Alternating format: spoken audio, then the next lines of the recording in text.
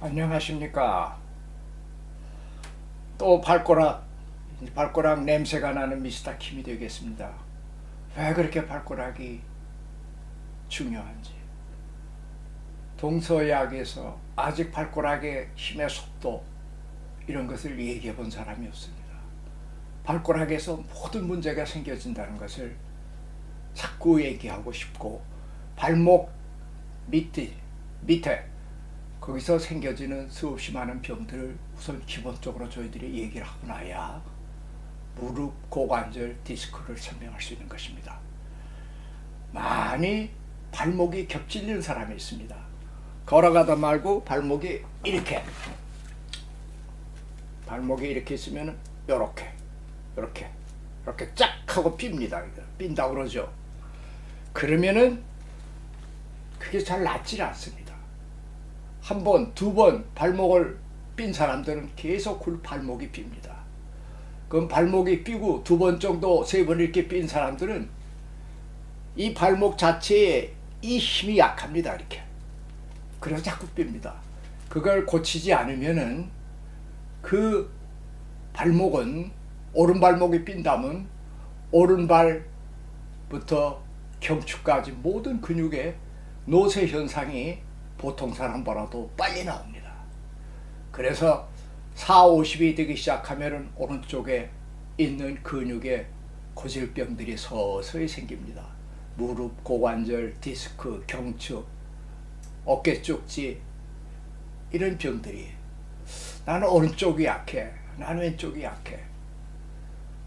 어디가 약한지 KSNS는 무시 신경이기 때문에 알 수가 없고, 그 약한 것을 트레이닝하고 운동했다고 해서 그것이 강화되지가 않습니다. 그것은 특히 우리 구도와 문화 구조의 지면이 판판하기 때문에 우리들이 걸어갈 때 발목이 요렇게만 움직입니다. 그러나 울퉁불퉁한 자연 조건의 지면에서는 발목이 이렇게 해서 발목이 뼈도 다시 재활할 수 있지만, 우리 평지 상태에서는 항상 이렇게 걸어가기 때문에 다시 활성화되지 못하고 그 약한 부분이 계속 병을 일으키게 됩니다. 그래서 발목이 자주 삐는 사람들에 대해서 오늘 제가 설명하려고 합니다. 이건 불 끄기 전에 지난번 설명했던 걸 또 한번 재복습합시다. 모든 발병의 기본적 시작은 발가락에 있습니다. 자, 요 부분을 지난번에 말씀드렸죠. 허여 쪽 이게 라이터가 좋습니다. 이거 동그래서 요걸로 요렇게 하면서 여기를 누르면 되게 아픕니다. 누르기 전에 A 부분을 손가락으로 눌렀다가 띄면은 거기가 빨갛게 되고, 누르면 하얗고 손을 띄면 빨개집니다. 그 빨개지는 속도를 눈으로 측정해 보십시오. A, B 양쪽이 똑같이 빨가는 속도가 빨라야 됩니다. 그래서 이만큼이 빨간 상태가 되어지면은 이 발톱 위에 있는 이 신경세포가 제대로 일을 하게 됩니다. 그래서 이것이 제일 중요하다는 걸 먼저 설명해 드리겠습니다. 자, 이걸 띄고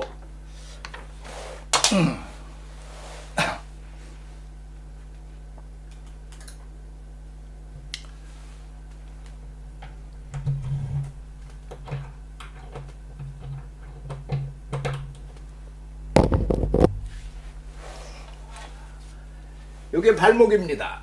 여기가 발목이고, 여기가 엄지발가락 쪽이고, CD가 새끼발가락 쪽입니다. 이 발목에 이렇게 쫙 하고 이렇게 삔니다. 쫙 하고 이렇게 삐는 건 없습니다. 전부 이렇게 삐지. 이거는 이 발목 힘의 중심에서 B까지 엄지발가락 쪽으로 가는 인대가 짧고, 이게 엄청나게 강해서 삐걱하려고 할 때는 여기는 강하고 여기는 거리가 멀고 힘의 속도가 느립니다. 우리 모든 몸의 인대는, 근육은 움직이는 속도가 다 다릅니다. 그 속도 다른 거를 측정할 만한 기계가 아직 없습니다. 항상 이 바깥쪽은 속도가 느립니다. 그렇기 때문에 발목이 이렇게 삱니다. 이 발목이 이렇게 삘 수가 없습니다. 이렇게 삔다면 이 안에 엄지발가락 쪽으로 안으로 가는데 많은 중요한 신경들이기 때문에 크게 고장이 납니다. 그래서 대개 거의가 다 항상 이렇게 안쪽으로 삘니다. 그러면 이게 뼈 가지고 이 신경의 속도가 느려지고 이 신경이 작동하는 근육이 약하다는 것을 우리 두뇌는 도무지 알 수 없습니다. 왜냐하면 인대 속에 작용하는 속도를 조절하는 신경은 KSNS이기 때문에 12KNS 법칙 중에서 무의식 신경이라서 두뇌가 도무지 알지를 못합니다. 한 번 뼈는데 이게 얼마 있다 또 한 번 또 뼈습니다. 두 번, 세 번 된 건 이것이 고질적으로 약하다는 것입니다. 이 사람들은 걸어 다닐 때 몸이 이걸 알기 때문에 이 발을 무의식 속에 상당히 조심하게 됩니다. 그래서 이 전체의 근육이 항상 조심하는 상태로 돼서 전체의 근육 속도가 경추까지 느려지게 되는 것입니다. 자, 발목이 이렇게 삐는 사람들을 어떻게 찾아내는가? 어느 근육이 약한가 강한가 이걸 찾아낼 재간이 없습니다. 자, 여기 보십시오. 오른손으로 발목을 잡고 왼쪽 발로 X는 안쪽으로 당기고 Y는 바깥쪽으로 당깁니다. 빠른 속도로 할 때 이 힘은 엄청나게 셉니다. 14살만 돼도 웬만한 어른들이 이거를 당길 수가 없을 정도로 이 Y의 힘은 속도가 빠르고 강합니다. 이렇게 테스트를 해보고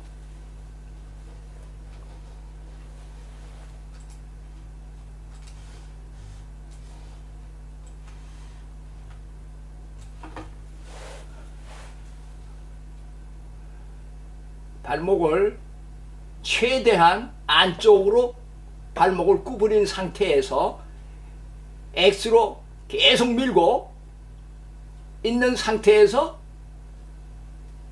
Y쪽으로 힘을 주라고 해보십시오. 잘 삐는 사람은 이 힘이 없습니다. 이 바깥쪽으로 미는 힘, 안쪽으로 당기는 힘, 그것이 건강한 사람은 같습니다.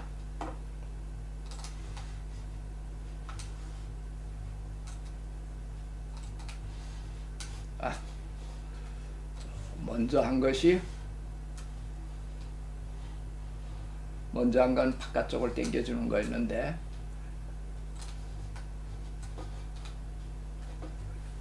요 힘, 그러니까는 다시 뼈대로 본다면은 뼈대가 될까?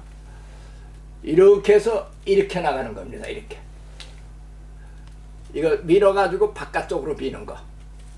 꽉 잡고 있을 때 발목이 자주 삐는 사람은 힘을 못 씁니다. 바로 이 테스트를 통해서 이 밖으로 미는 힘이 약한 것을 찾아내는 것입니다. 이 스폰, 어느 근육의 KSN가 고장났는가, 어느 근육이 작동하는 것이 느린가, 약한가, 이것을 찾아내는 기계는 없습니다. 천상 우리 손으로 이렇게 찾아내야 합니다. 바로 이 사람들은 Y쪽으로 내차는 힘이 적기 때문에 발목이 자꾸 삐는 겁니다. 이 사람을 치료하는 방법, 참 이것도 어처구니가 없이 간단하기 때문에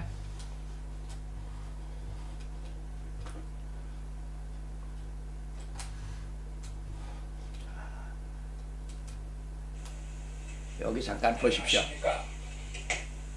조금씩 하는 것이 정말 어처구니 없이 너무 간단해 보이고 그렇지만 해보십시오.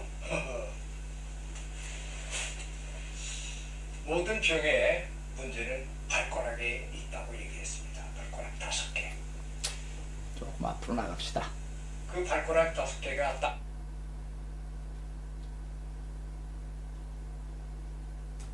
안으로 구부리는 힘을 밀어서 테스트해 볼 때 발가락을 또 테스트해야 됩니다. 그 힘이 순간적으로 빨리 반사적으로 오는지 늦게 오는지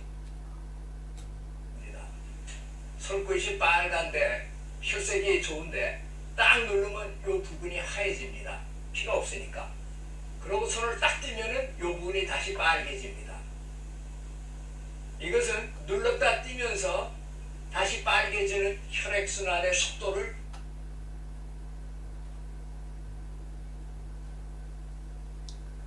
자, 이런 사람들은 열이 가는 대정맥을 누르기 때문에 이런 양말 안 되고 이런 양말 안 됩니다. 여기서부터 요 사이까지는 대정맥이 뼈 위에 있기 때문에 요런 양말은 누릅니다. 요것도 마찬가지입니다. 대정맥을 누르기 때문에 이런 양말은 신어서는 안 됩니다. 그렇게 은행계를 찢어버리고 이렇게 긴 양말도 고무줄이 세다 할 때는 요렇게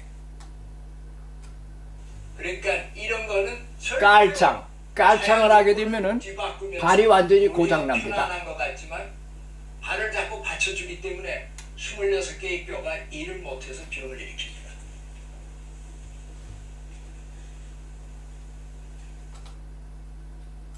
해진다는 건 자연에서 없습니다. 이건 인간이 만들어 놓은 발을 병신 만드는 신발입니다. 왜? 발가락 5개를 꽉 눌러대니까 발가락 5개가 제대로 활동을 못합니다. 이렇게 앞이 넓은 신발.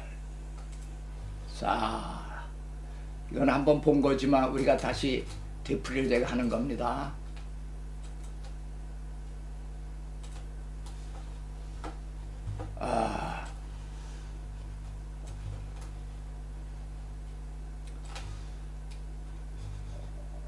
자,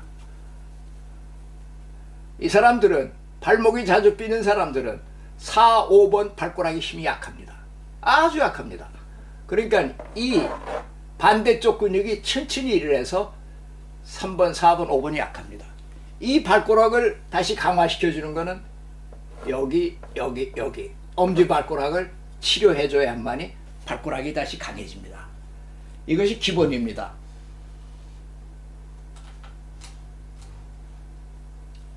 그 다음에 이 사람들은 어디를 눌러주느냐?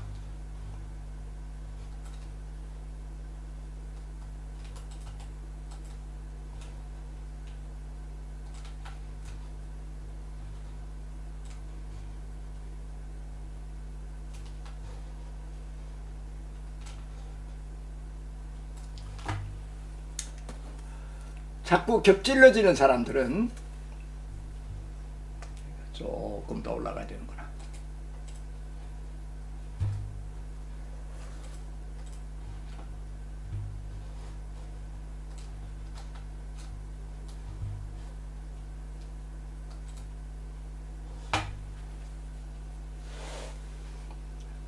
요 발가락이 약한 사람들, 자꾸 겹질러지는 사람들은 30일, 30일 강하게 눌러주옵시오. 32, 31. 카핀프로 눌리면 그 사람들은 카지베나크. 그리고 30번 이 근육을 계속 마사지 하십시오. 29까지. 그리고 이 안쪽에 27번 이쪽을 또 강하게 마사지 해 주십시오. 이 세 곳을 마사지 한 다음에 먼저처럼 발가락을 미는 걸 다시 한번 테스트 해 보십시오. 그러면은 이것을 바깥으로 밀던 힘이 다시 강해집니다. 그러면 적외선이 있으신 분은 적외선을 좀 쏘시고 나서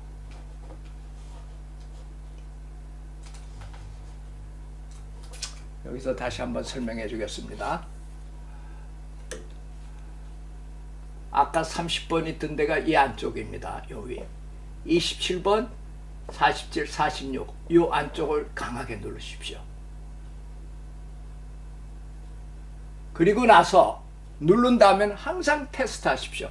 새끼발가락 힘이 세졌는가? 세지지 않았을 경우에는 56, 55 여기를 강하게 눌러주십시오. 여기서부터 여기까지 강하게 세게 눌러주십시오. 길게. 그리고 새끼발가락을 테스트해 보십시오. 새끼발가락의 힘이 세졌을 것입니다.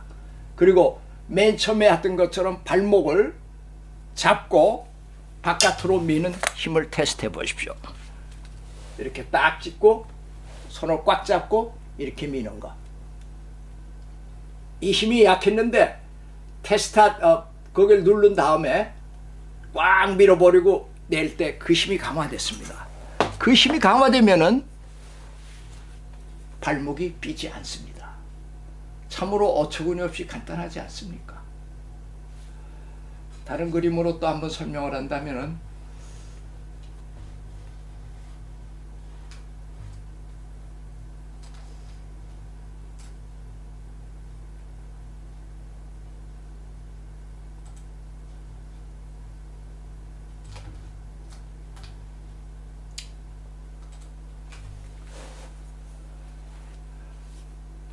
요 발이 이렇게 뼈던 사람인데 발가락 새끼 발가락 힘이 세지면은 삐지 않습니다. 그걸 위해서는 15번 이 안쪽에 있는 근육 여기서부터 내려가서